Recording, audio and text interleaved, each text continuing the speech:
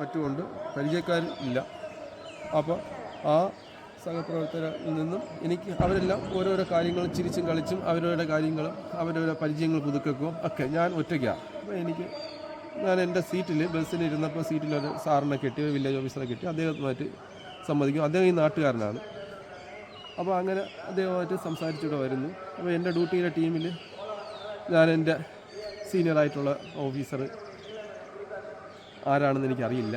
അദ്ദേഹത്തെ കാണുന്നു, സിമ്പിളായിട്ട് വന്നു. അപ്പോൾ ഞാൻ അത്യന്തം ടെൻഷനിലാണ്. എന്താണ് എനിക്കിത് ജോലി കൃത്യമായി പെർഫോം ചെയ്യാൻ പറ്റുമോ, ആ ജോലിക്കിടയിൽ എനിക്ക് ഭഗവാനെ കാണാൻ പറ്റുമോ, എന്താണ് ഭഗവാൻ ആ അമ്പലത്തിലെ കാര്യങ്ങൾ, അതെല്ലാം മനസ്സിലാക്കാൻ പറ്റുമോ, അങ്ങനെ വളരെ ഇതാണ്. അപ്പോൾ ഞാനെല്ലാം ഭഗവാനെ പ്രാർത്ഥിച്ചുകൊണ്ടാണ് വരുന്നത്.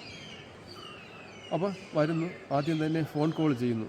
ഫോൺ കോൾ ചെയ്യുന്ന ആളും ഫോൺ കോൾ റിസീവ് ചെയ്യുന്ന ആളും അടുത്തടുത്ത് സ്നേഹത്തോടെ സന്തോഷത്തോടെ വന്ന് എൻ്റെ ഇടയ്ക്കേട്ട് വന്ന് തോളിൽ തട്ടുന്നു. ആ തട്ടിയ നിമിഷം മുതൽ ഞാൻ വേറൊരാളായി മാറുകയാണ്. ഞാൻ വളരെയധികം ഹാപ്പിയായി. അത് ആരും ഭഗവാൻ എന്നെ സഹായിക്കാൻ വന്ന കണക്കാണ്. തട്ടിപ്പോൾ സിമ്പിളായിട്ട് ആ ആളിനെ ഞാൻ കാണുന്നില്ല. ആളിൻ്റെ പെരിഫറലായിട്ടുള്ള മുഖഭാവമോ ആളിൻ്റെ രൂപമോ നിറമോ അതൊന്നും അല്ല. വന്ന് ശരി, ആ തട്ടി ആ മനോഭാവം തന്നെ എനിക്ക് നല്ലൊരു ഫീല് കിട്ടി. അപ്പോൾ എനിക്ക് അദ്ദേഹത്തോടൊപ്പം ഇങ്ങനെ ഡ്യൂട്ടിക്ക് പോവാൻ, എന്തൊക്കെയാണ് അവിടെ സംഭവിക്കുന്നത്, എന്താണ് ചെയ്യാനുള്ളത്, അവിടെ എല്ലാം എനിക്ക് പെട്ടെന്നൊരു ക്ലാരിറ്റി അവിടെ വന്നു. അത് കഴിഞ്ഞ് ഞാൻ മല കയറി വന്ന് ദൈവം സഹായിച്ച് അത്തരത്തിൽ അദ്ദേഹത്തിനോട് ടീമിൽ തന്നെ എനിക്ക് കിട്ടി. പിന്നെ എല്ലാം ഭഗവാന്റെ ലൈസനാണ്. ഞാൻ ലൈസൺ ഓഫീസർ ഉള്ള കൂടെ ജോലി ചെയ്യുന്നു എന്നുണ്ടെങ്കിലും എല്ലാം ഭഗവാൻ ലൈസൺ ചെയ്തു. അതിനിടയ്ക്ക് വളരെ അധികം കാര്യങ്ങൾ പഠിക്കാൻ പറ്റി. യോഗയെക്കുറിച്ച്, അടിസ്ഥാനപരമായ കാര്യങ്ങളെക്കുറിച്ച്, ധ്യാനത്തെക്കുറിച്ച്, മെഡിറ്റേഷനെക്കുറിച്ച്, അങ്ങനെ വളരെ ദിവ്യമായ കുറേ അനുഭവങ്ങൾ.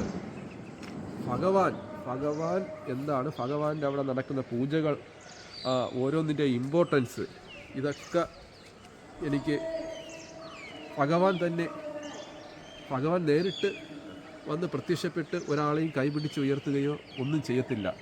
ആ ഭഗവാന് പറയാനുള്ള കാര്യങ്ങളും എന്തെല്ലാം കാര്യങ്ങളും ഉണ്ടാവും, അത് ആരെങ്കിലും നമുക്കതിനൊരു സൂചന തരികയും ആരെങ്കിലും നമ്മളെ കൂട്ടുകയും ചെയ്യുകയാണ് ചെയ്യുന്നത്. നമ്മൾ അങ്ങനെയാണ് ശരിക്കും ജീവിതത്തെ കാണാനും മനസ്സിലാക്കാനും ഉള്ളത്. നമ്മളൊരു കോവിലില്ല, ഒരു അമ്പലത്തില, ഒരു ദിവ്യമായ സ്ഥലത്ത് ചെല്ലുമ്പോൾ നമ്മൾ വിചാരിക്കുന്ന തരത്തിലല്ല അവിടെ കാര്യങ്ങൾ നടക്കുന്നത്.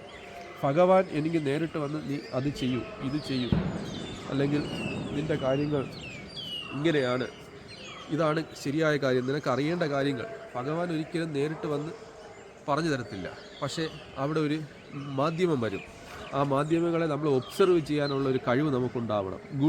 നല്ലതിനെ സ്വീകരിക്കാനും, അല്ലെങ്കിൽ ചീത്ത കാര്യങ്ങൾ ഉൾക്കൊള്ളുന്ന ഒരു കാര്യങ്ങളിൽ നിന്ന് അതിൽ നിന്ന് എന്തെങ്കിലും ഒരു പോസിറ്റീവ് നമുക്ക് കാണും. എവിടെയും നമുക്ക് ആവശ്യമുള്ള എന്തെങ്കിലും ഒരു കാര്യം ഒരു പ്രവൃത്തിയിൽ ഉണ്ടാകും എന്ന ചിന്തയോടുകൂടി അതിനെ നിരീക്ഷിച്ചു കഴിഞ്ഞാൽ അത് മറ്റുള്ളവർക്ക് പൂർണ്ണമായും തെറ്റാണെന്ന് തോന്നുന്ന കാര്യങ്ങളാണെങ്കിൽ പോലും അതിനകത്ത് ഏതെങ്കിലും ഭാഗത്ത് നമുക്ക് മനസ്സിലാവേണ്ടതായിട്ടുള്ള ഒരു ശരി കാണും.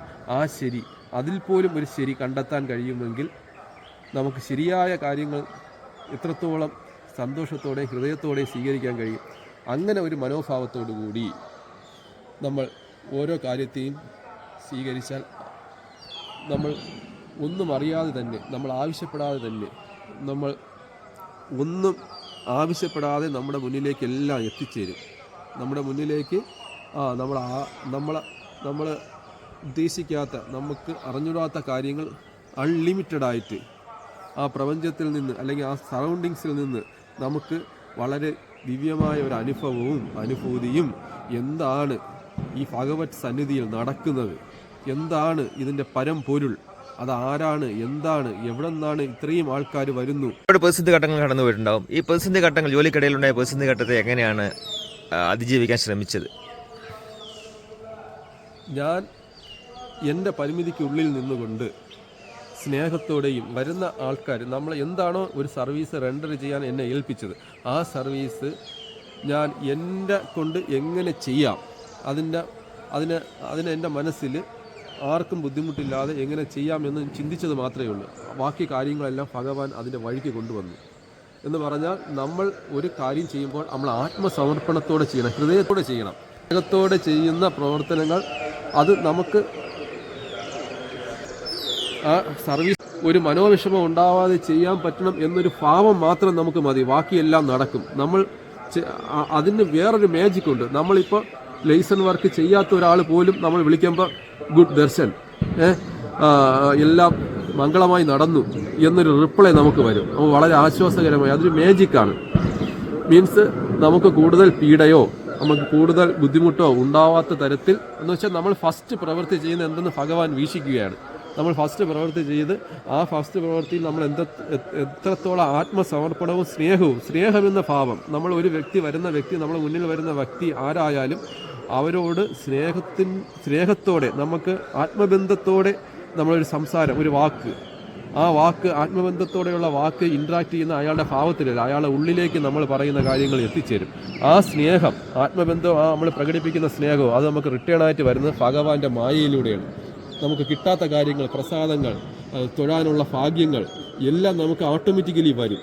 അപ്പം നമ്മൾ ഒന്നും ആഗ്രഹിക്കാതെ ഒരു പ്രവൃത്തി നമ്മൾ ചെയ്തു കഴിഞ്ഞാൽ, അതായത് നമ്മൾ ഉള്ളിൽ നിന്ന് സ്നേഹത്തോടെ എന്ത് കാര്യവും, വീട്ടിലൊരു ഭക്ഷണം പാചകം ചെയ്യുന്നത് പോലും, ഒരു ഭക്ഷണം നമ്മളെ വീട്ടിൽ ഭർത്താവിനോ മക്കൾക്കോ അല്ലെങ്കിൽ പുരുഷന്മാർ പാചകം ചെയ്യും. ആ പാചകം ചെയ്യുന്ന ഭക്ഷണം നമ്മൾ സ്നേഹത്തോടെ പാചകം ചെയ്താൽ അത് വളരെ രുചികരമായിരിക്കും.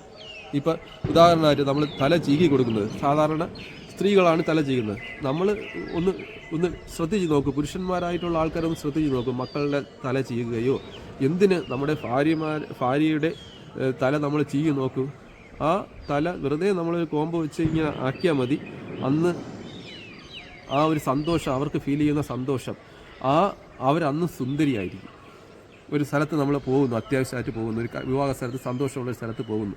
അപ്പോൾ നമ്മളൊന്ന് ജസ്റ്റ് അവരെ ഒന്നും ചെയ്യൊന്നും വേണ്ട, തലമുടി ഉണങ്ങിയ ജസ്റ്റ് ഒന്ന് തല ഒന്ന് തോർത്തി കൊടുക്കുന്നു. ജസ്റ്റ് ആദ്യം 1-2 പ്രാവശ്യം ചെറുതായിട്ടൊന്ന് ആ കോമ്പ് വെച്ച് നമ്മളൊന്ന് മുടിയൊന്ന് പിടിച്ചു വെച്ച് കൊടുക്കുന്നു.